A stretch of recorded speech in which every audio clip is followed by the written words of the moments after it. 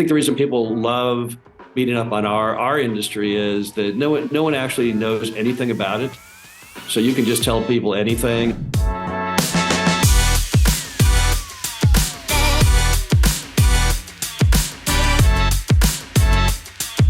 Welcome back to the show. My name is Remington Ramsey, and today our guest is Frank Rolfe. And Frank, if you do a quick Google search, you'll find that he is a top 10 mobile home park investor, currently sitting at number 5, unless someone else bought or sold a mobile home park recently, Frank.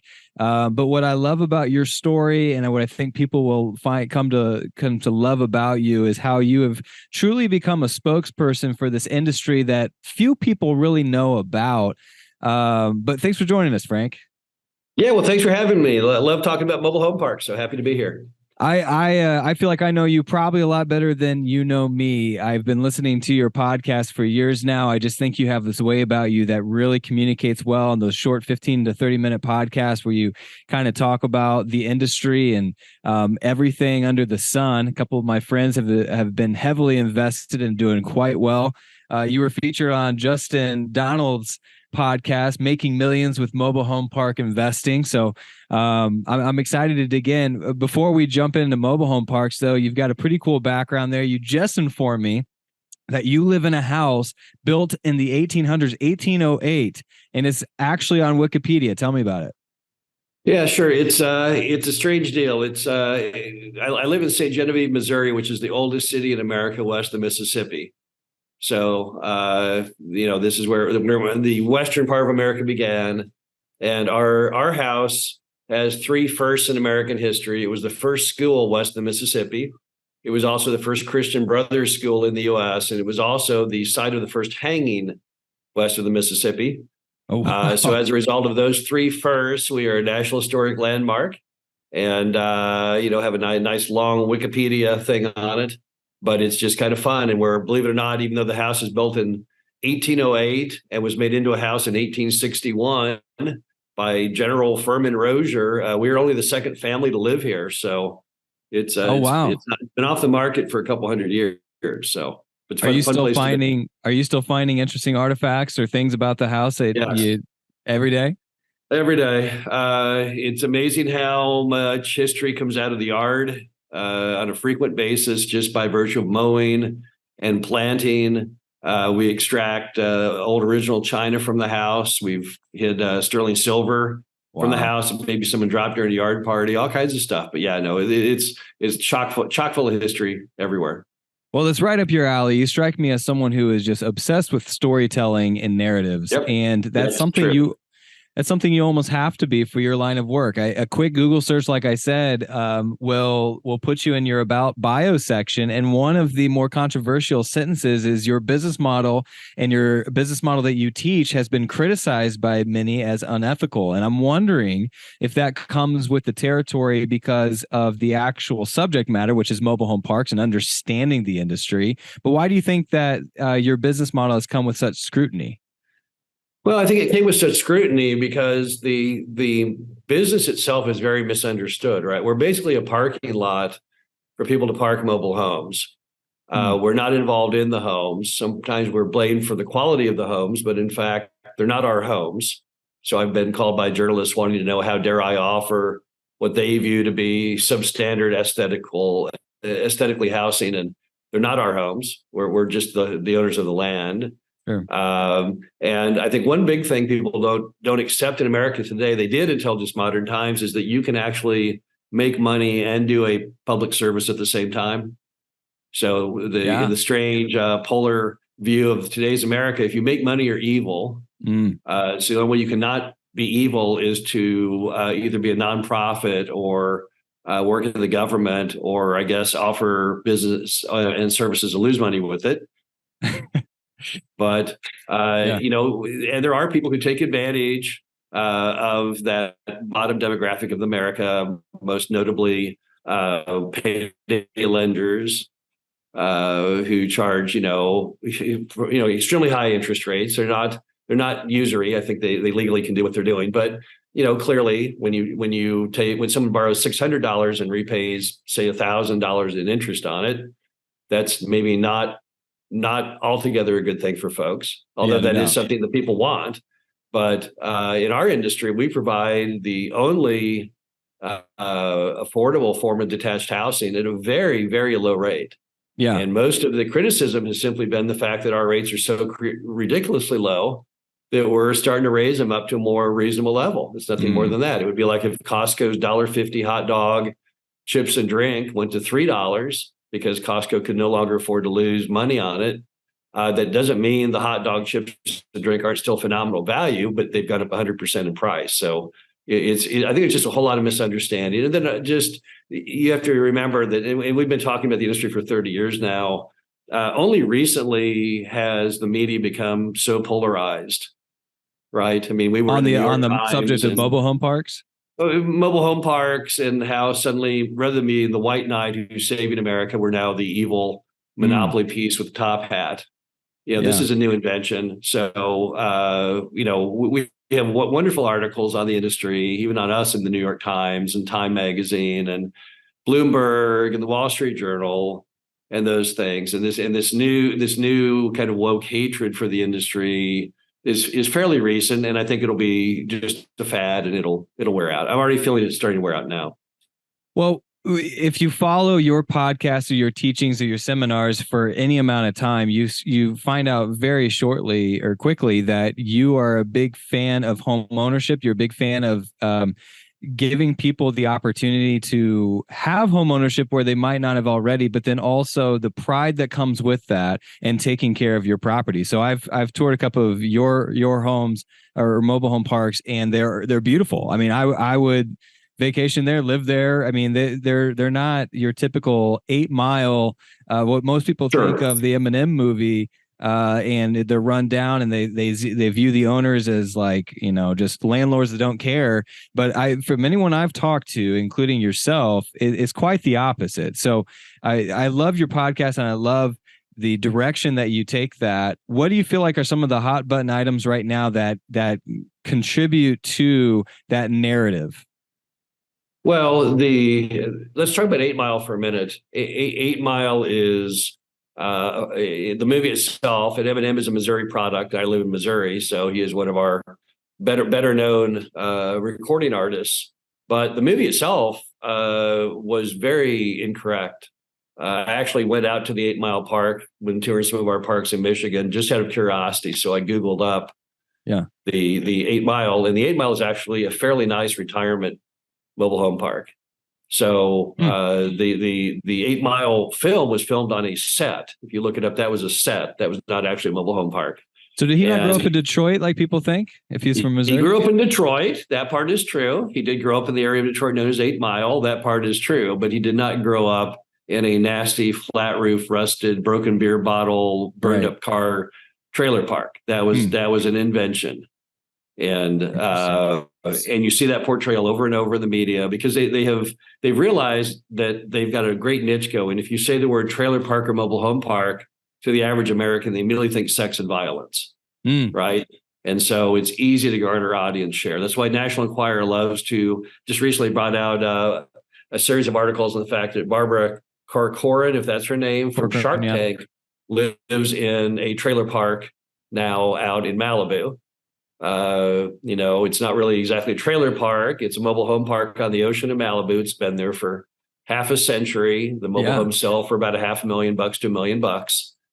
But still, by putting the word trailer park into the narrative on the headline, it gets you to buy the copy of the magazine. So, well, that's interesting you're bringing that up, though, because I remember either listening to one of your podcasts or reading this, but the way the industry actually originally started, you had to be pretty rich or famous, or it was essentially for actors and actresses on sets to have a quality of life when they were filming. That's how mobile home parks started. Am I wrong? Well, no, it actually is more mainstream. It goes back farther than that. What happened was, in the early days of the automobile, if you went on a road trip, they didn't build hotels on roadways until about the 1950s, 60s. So back in the 30s, 40s, rich people would pull a trailer so they could sleep in the trailer when they got done driving for the day. Poor people had to sleep on the ground in a tent. So it was a very lofty thing. And a lot of cities built mobile home parks originally like private airports. So they would have the name of the city and the word trailer park prominently on the property owned by the city. And the whole point was to try and attract these rich people to stop in their city for the night. And then you had a wild period during the 50s where the demographics of people in mobile home parks were higher than single family homes. You can look it up if you don't believe me. It stemmed from the fact that lots of people in the military and then on the GI Bill lived in mobile homes, which are new and different. And then you had very positive media representations, the Long, Long Trailer with Lucy and Ricky, where the Manhattan architect moves into a mobile home park. Yep. And you had Elvis Presley, and it happened at the World's Fair in 1963, where he lives in a mobile home park. Then you had Elvis Presley in Speedway, 1968, where he lives in a mobile home park. So the industry had very lofty, high demographic beginnings. It didn't fall into affordable housing really until the 70s. Well, so then that's before we get into what I think a lot of listeners might be excited about is the investment opportunity that you're going to share with us here in a little bit. But at some point, it went from being a lofty goal to try to even afford one. You have to be rich and famous to do it, to the 70s where it shifted. Why did it shift in the 70s? What shifted was that mobile homes lacked one key ingredient from the beginning, which was they were very small. And the mobile homes from the early era all the way until 1976 were typically 8 feet, 10 feet, or 12 feet wide. And so they weren't very roomy. They were great when you were Elvis Presley in there with, you or your date wearing a smoking jacket and driving a British sports car. But the problem is when people started having families, they weren't nearly large enough. So you had a mass exodus out of the trailer parks of these affluent customers in the suburbs. Yep. And then you had this giant void. You had all of these mobile homes for sale and absolutely no one to buy them from that subset because they were all pulling out. So it then just fell down to its next most in-demand set of customers, which just happened to be people looking for inexpensive detached living. Well, one of the advantages for the last 10 years, as I was doing research, is that a lot of the mobile home parks over the course of the 70s and the 80s are owned by what you would call a mom and pop, someone who that's either all they did or a big portion of what they did. They were, maybe they even lived in their own park. And so they never raise rents. They don't run it like a business. There's a lot of things that are actually inefficient. And you can make the argument when someone comes in and while they are raising rents, typically it's for a reason. It's because they're improving the parks. They're improving the quality of life. They're bringing in extra things. So my question is, did I miss my window? Because from what I understand from listening to you, there's somewhere around 44,000 parks in the U.S. 44,000. That's right. Yep. And the U.S. is the only ones that have these, right? Like these are not in other parts of the world. Well, they do exist in a very small scale in Canada and even some remote areas like in Poland. But the U.S. represents the bulk of all of them in the world. And why, before you answer, why are there not more parks being built? You would think that because when I first started reading into this, I was like, oh, well, shoot, I can name 100 different places where we could just put a bunch of different plots of land and get a brand new park going. Why is that not a possibility? That's not a possibility. It hasn't been for half a century because cities hate mobile home parks. They hate them, number one, because they view them as being not good for the city's image, not good for attracting surrounding neighborhoods and commercial use. But the real big problem is money. So if you take your average mobile home park, and the old adage, which is politically incorrect, that I told when I got in the business, was an older mom and pop told me, our industry is all about the newlywed and the nearly dead. And they meant basically young household formation and seniors. And then people later, once they get successful, often move out into a regular house. And then they return at the end of the movie where they sell that house and move back into the mobile home park in their retirement. So the problem you have is on the newlywed group, they typically have lots of kids, and each kid, let's say, costs $10,000 per year in school expense. And mobile home parks don't pull in nearly enough property tax to pay for any of that. So if you have a household of 2 adults, 2 kids, from a city's perspective, they've got at least $20,000 going out the door on school. But let's assume the mobile home park lot is valued at $50,000 and the home is valued at $10,000. You have $60,000, which in Missouri, we're a 1% tax state. That means the city gets in $600 of revenue and is paying out $20,000 in tuition. Wow. So There are mobile home parks out there where the park is losing over $1 million a year for the city or the county. And so obviously specifically because of schooling. So it's not necessarily the park. It's a schooling function. It's also the fact that mobile home park users tend to use a lot of city services. I mean, they typically don't have health insurance, at least the younger ones. So they call the ambulance. The bill is $3,000. They don't have any money to pay on that. Go to the hospital. They have no money for that. A lot of social programs get utilized, and there's no money going back in. So just out of financial survival, they don't want them. They know they're stuck with what they have because there's legal grandfathering laws that they can't break, but they just don't want any more. Now, do you feel like your programs where you're increasing the quality, we keep talking about increasing the quality of life, increasing the pride of home ownership, do you feel like that's contributing to cities at least working better with the parks that they have for owners like yourself that are trying to better the atmosphere? No, not at all, because they would like the parks to die. So their dream of a mobile home park would be that mom and pop never finds a buyer, and they ultimately sell it for land redevelopment. So you'll never break out of this hostility situation until cities become rich enough. It's no longer an issue. I live in a small town in Missouri. The town is very, very wealthy from a tax perspective because we collect taxes on 3 large mines, and so they're not really worried about getting in property tax.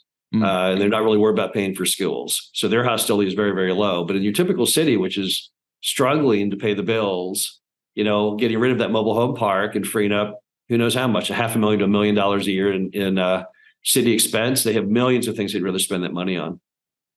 Well, regardless of the city's support on these, it has been documented and proven that this can be a very good investment. And for the people who are involved, it could be good for the homeowners and then also the investing part of this. Again, if you want to catch your last show with Justin Donald, Making Millions with Mobile Home Park Investing, we've already established that you're the 5th largest mobile home park owner. I imagine a lot of the ones over you are probably bigger corporations after they've figured it out, and which leads me to my question. The 2 big things I want to answer in the back half of this podcast is, if I am actually interested in doing this, how do I do it? What are my steps? And how can I reach what some people are using to get out of their day-to-day and just have, investments in real estate using mobile home parks as that stepping stool? But sure. How have I missed my window to get into this? Because, for the longest time we were buying baby boomers parks, and now there's a lot of, there's still deals out there, but it feels like people have figured this out and they're already improving the park. So then now you have to pay a premium to get a park and you can't win in the deal. Am I wrong? Yeah, you're wrong on that one. Let's just break it down numerically. So you've got 44,000 parks in the US, and you only have, if you take the top 100 owners, which number one is Sam Zell, who died a couple months ago with ELS, a REIT, and then Sun Communities, which is a REIT, and then you've got RHP, which is part of a Canadian REIT, and Yes, and us, and you take all those guys and you add up how many parks they all own. So we own 180, Sam Zell owns 280, Sun owns another like 280. You add them all up, all the way down to number 100, which is Abraham Anderson. He owns about 9. The sum of all of those top 100 is not even 4,000 parks.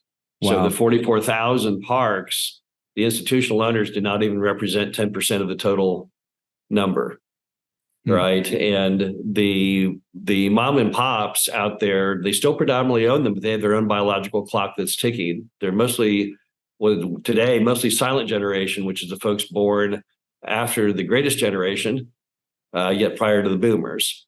So, right. And they're still running them and still living in them. But when you talk about window of opportunity, the window right now, it would be created by several factors. One, the fact the moms and pops are still alive, still owning, getting old, wanting to retire. And then you also have the fact that the industry has not consolidated. There's not been any big consolidator, unlike mini storage, which had Public Storage, which owns, I think, 30% of all storage. We have no one like that.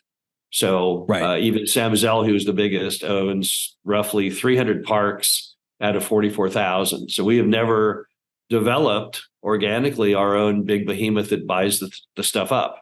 So that's not occurred. You think that's coming? Is that on the horizon? I think it is coming. I think if I had to bet where it will come from Yes Communities, which is the fourth largest, but the largest of what they call the all-age family type of park, which is the bulk of all the 44,000 parks. I think someday they will go public, and I think they will start going on a very large acquisition binge. I don't think they'll go public, though, until the stock market is in a favorable territory, which I don't think it will be in for years. So I think you still have years before that occurs. So then I guess my question is a better question to ask then is, what is my window at which I can get into this industry if I started right now? If you started right now, you probably have a window that will probably extend, I would imagine, up to 10 years in length. One positive thing over now from just over a year ago was when interest rates were down around 0.25%, and commercial mortgages were likewise, in the 3% category. Everyone always worried what happens when the rates go up, right? Because rates have never in history been that low, and interest rates have never stayed low for longer than about 10 years ever. Right now, you're talking that run's been about 15 years.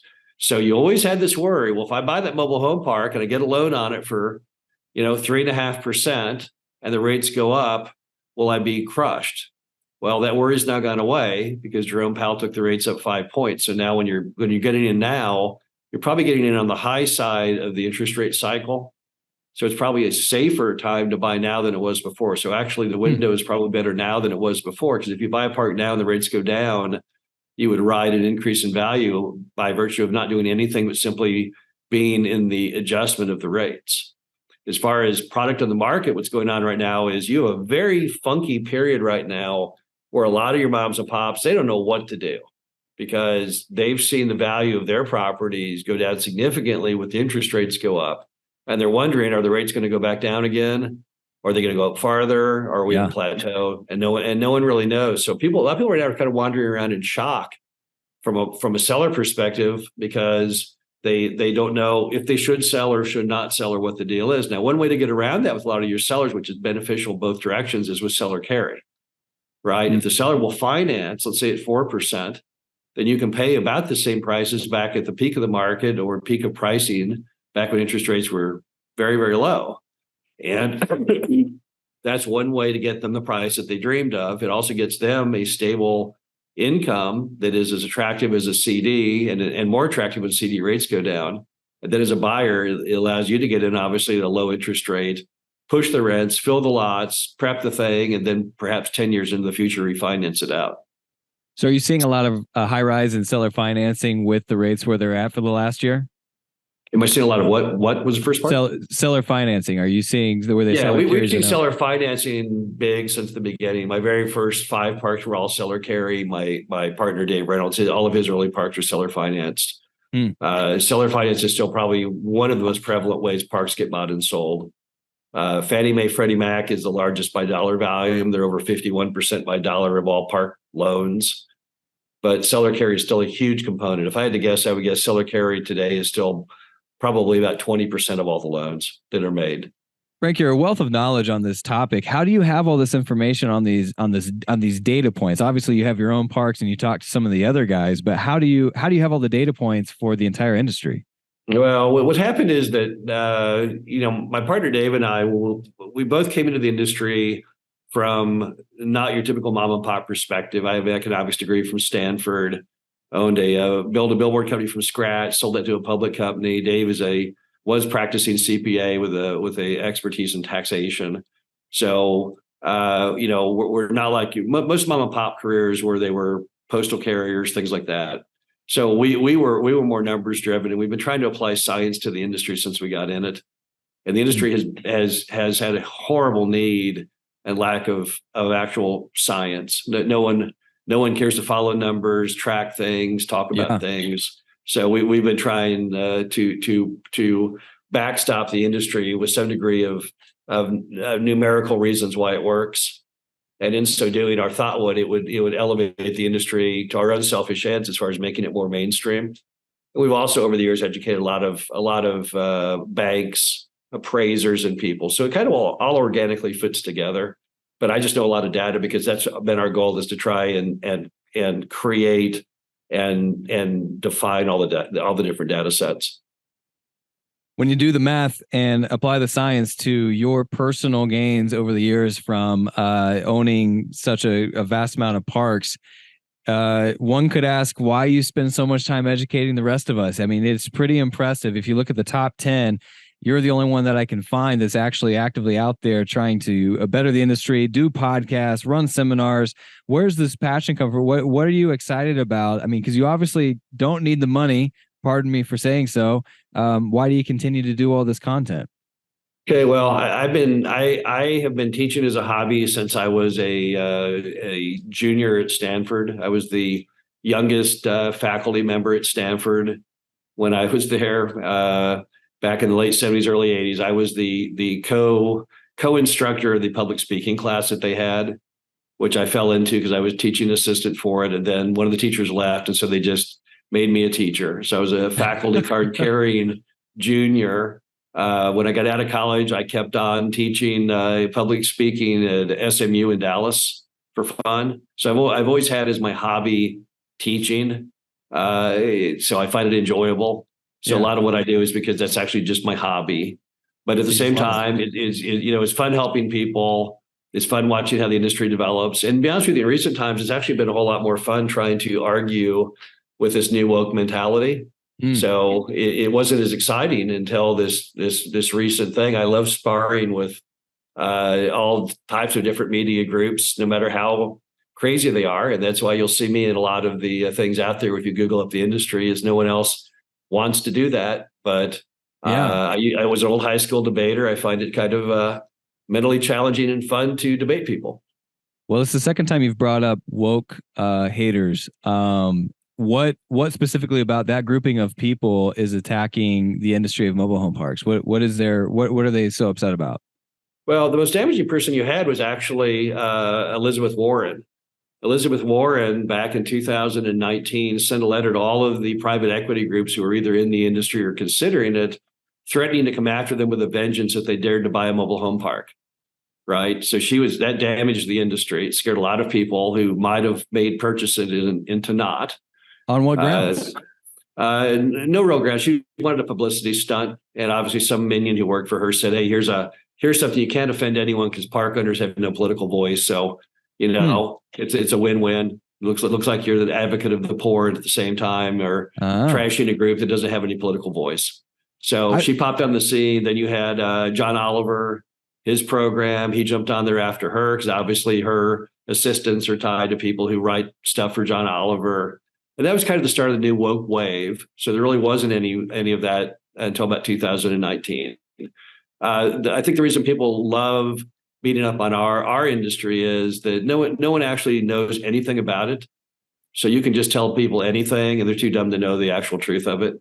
Yeah. So I've just been trying to give the actual truthful angle, but I think it's just a complete lack of knowledge. And there's many industries I don't know anything about. If you had someone on here with payday lending and I said, "Oh, well, it looks kind of almost usurious, the rates," they could probably explain why. They might say, "Well, but the failure rate is 70%. And so we can't even do it without that. And if we don't do it, then the people are not served by any access to capital." So it just comes from a lack of knowledge. And then let's all be honest. I mean, half the country now is kind of fueled on pandering to one of two polar bases. And so they have to fit everything into that narrative, or they offend their viewers and don't have anything to talk about. Well, I mean, we're so easily triggered, so easily offended. We had a residential assisted living, someone who came from that industry, where essentially they're putting in residential homes assisted living for memory care in sometimes neighborhoods. And the whole point of the podcast was to talk about how the right owners are actually improving the industry, because right now the big box facilities are failing our seniors. And Right. we posted a snippet and got attacked immediately from someone who actually agrees with us just because they took something out of context. So there's Yep. no doubt that there's been a handful of people who have ruined the name for certain things, and then when they get enough money or power, they're corrupt. So then we just assume that anyone who makes money off of something is either headed that way or already that way. But I would argue that if someone has proven to have integrity and cares about the people involved, I would much rather them have the power, money, and support so that they can help change the industry versus just fight off anyone. I don't even understand the statement, no one should own mobile home parks. If no one owned it, we'd be in a world of hurt. Yeah. I one of my hobbies is I like to restore and collect old cars, right? And you see the same thing with old cars because, an old car that's not running under a tarp out in the desert, or an old car that is barely running, has very poor brakes and stuff.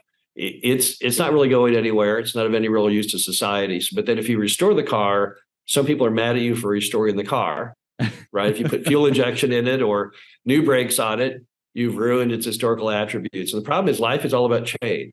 Yeah. Right. Your life is either changing or you're dead.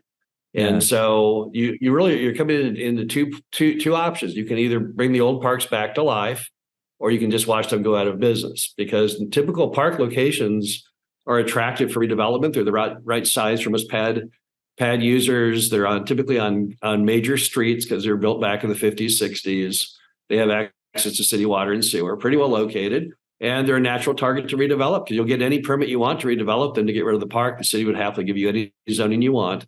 So you're reaching a moment where to say or try and publicly shame park owners simply drives those parks into closure. If you Google up in the news, you'll see that's the most prevalent newspaper article now out there, or magazine or internet site, are parks shutting down for redevelopment. And so you can't have it both ways. For parks not to be redeveloped, rents must go up. Yeah. People will be displaced as you raise the caliber and the standards of your rules and the home condition, et cetera. It's just a fact of life. You cannot hold things in a vacuum and try and have a position where these old people will maintain these parks and yet keep the rents very low. Can't have both. You either have higher rents in parks, or you have low rents and you don't have parks anymore. Well, and if they're trying to, again, get rid of parks, the next step, the next stop for most of these tenants is homelessness. I mean, that's why the rents being so low. I mean, the next option would be apartments, and it's in some cases in some of these territories is twice as high. So there's no middle grounds, and affordable housing and pride of ownership seems to be the answer if you do it the right way. Frank, if we want to find you, or if we want to get involved, what are our first steps? I'm going to totally promote your podcast and your seminars, because I personally have learned so much and used in different types of investing. But if mobile home parks is something I'm interested in, how do we find you? Oh, just go to mhu.com, which stands for Mobile Home University. That's been our hobby website since the beginning. So just the letters mhu.com. You'll find me all over that thing. Frank, thanks for being on the show. Yep, thanks for having me. We'll see you next time on the Real Producers Podcast. This has been awesome. Remington Ramsey signing out.